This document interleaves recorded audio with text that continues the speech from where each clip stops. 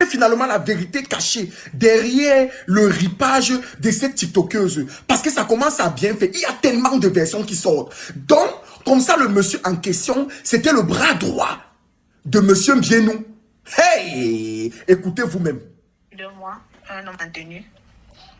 Ça commence qu'elle fait la rencontre du monsieur, comment elle va dans un restaurant, elle part pour manger. Et il paraît que le monsieur est le propriétaire du restaurant. Quand elle va au restaurant comme ça, le monsieur l'aperçoit. Là, elle finit de manger, elle paye sa facture, elle commande son yango, elle rentre. Le monsieur lui suit. En fait, le monsieur suit son yango. Parce que quand elle sort, le monsieur démarre sa voiture, le monsieur suit son yango pour voir sa destination. Puisque après le restaurant, elle est directement rentrée à la maison. Comme ça que le monsieur qui est le propriétaire du restaurant où elle a eu à manger lui suit jusqu'à chez elle. Et voilà où elle reste. Un autre jour, elle commande. Il parlait donc que quand il est rentré dans son restaurant, il a demandé à ses employés si c'est une habitude du restaurant et tout et tout. Les employés lui disaient que oui, c'est une habitude du restaurant, une cliente maison. Parfois, même elle fait les commandes, on parle le livre et tout et tout. C'est comme ça qu'il donne les instructions à ses employés que s'il arrive qu'elle passe encore une commande, qu'on lui fasse part. C'est comme ça que, quelques jours après, elle appelle le restaurant du monsieur et commande à manger. C'est comme ça qu'on signale au monsieur que la dame que vous avez demandé que quand elle va passer une prochaine commande, bien quand elle va revenir, on ne vous fait pas, elle va passer une commande. C'est comme ça que le monsieur se porte garant d'aller livrer la commande. Et il prend le numéro de la fille. C'est donc comme ça que la fille, c'est comme ça qu'il prend la commande, il vient livrer. Il appelle, quand il arrive chez la fille, il dit à la fille que je suis devant ton portail, il faut venir prendre ta commande. Elle est d'abord dépassée, elle se dit que comment est-ce que moi je m'attendais à ce que le livreur m'appelle pour me demander la position exacte de la maison et tout et tout.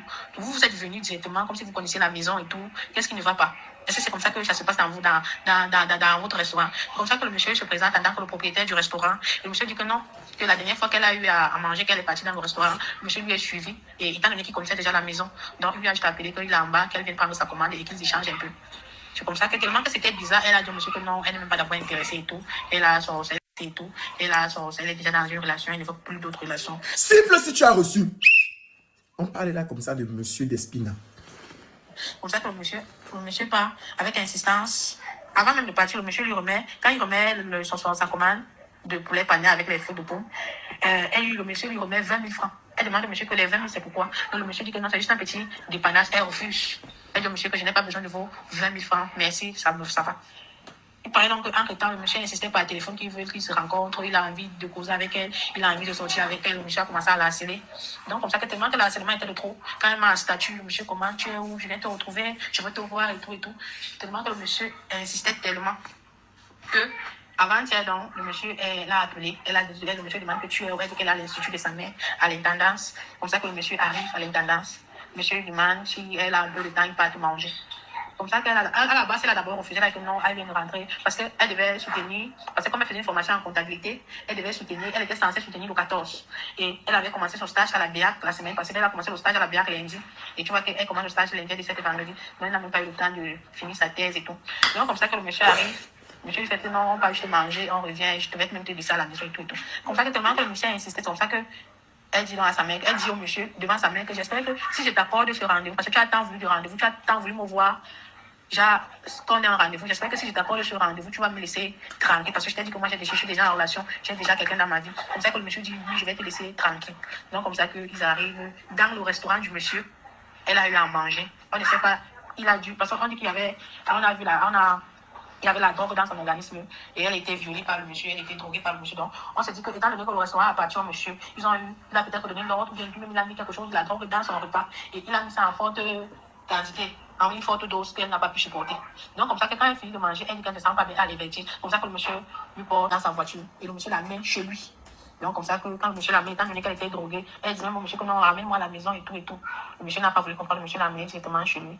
Et c'est donc là-bas que le drame s'est passé. Le matin, le monsieur vient toquer chez sa mère, il a dit à sa mère qu'elle n'allait pas bien, elle lui a amené d'urgence, il lui a amené d'urgence à l'hôpital. La mère dit que tu es partie avec ma fille allait bien, tu me dis qu'elle est d'urgence à l'hôpital comment? Alors qu'elle est décédée, elle est décédée. Parce que quand elle arrive même avec son corps à l'hôpital, elle était déjà décédée. Les médecins ont déclaré qu'elle était déjà décédée quand le monsieur l'a amenée à l'hôpital. Mais ils ont fait tout peut-être pour réanimer et tout, mais elle était déjà décédée. Donc comme ça, quand il vient pour appeler, c'est lui-même qui vient prendre la mère de la fille, l'amener à l'hôpital, qu'elle ne se sentait pas bien, elle a eu un malaise et elle lui a amené à l'hôpital. Et le ça, que non, quand il est arrivé avec la fille était déjà décédée. Et quand sa mère est arrivée, on avait amené le corps à la morgue. C'est comme ça que.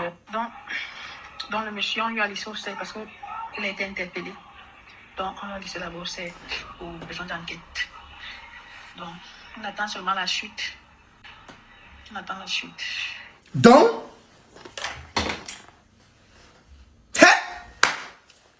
au Cameroun,